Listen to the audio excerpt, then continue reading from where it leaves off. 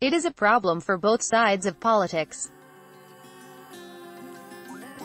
The ALP has been embarrassed by former Senator Sam Dastyari's close ties to Mr. Huang.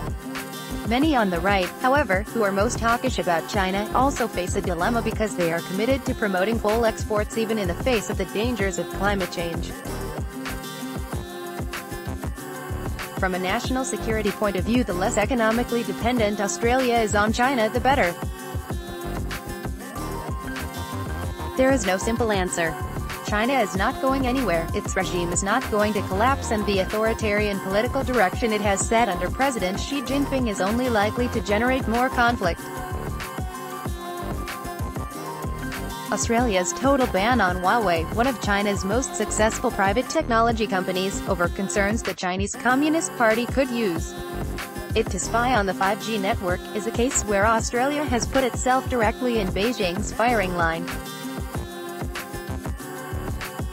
Australia has also shown solidarity with Canada, which has come under pressure from China since it arrested Meng Wanzhou, Huawei's chief financial officer, who is facing extradition to the U.S. for allegedly breaking U.S. sanctions against Iran.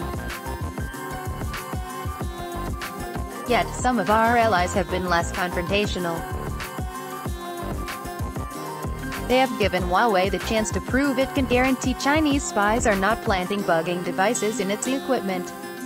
New Zealand announced it might block Huawei in November last year, but appears to have wobbled after China cancelled a lucrative tourism promotion deal this month and an Air New Zealand flight to China was turned back mid-air. Prime Ministers Scott Morrison and Jacinda Ardern are both grappling with whether to ban Huawei's equipment. Credit. David Rowland asked about the issue at her meeting with Prime Minister Scott Morrison on Friday. Prime Minister Jacinda Ardern hedged, saying it might still be possible to use Huawei equipment. She is not alone. Britain this week said it too hoped it could manage the security risk from Huawei. Australia should follow developments elsewhere and keep an open mind. Banning Huawei imports comes at a cost too and should only be a last resort.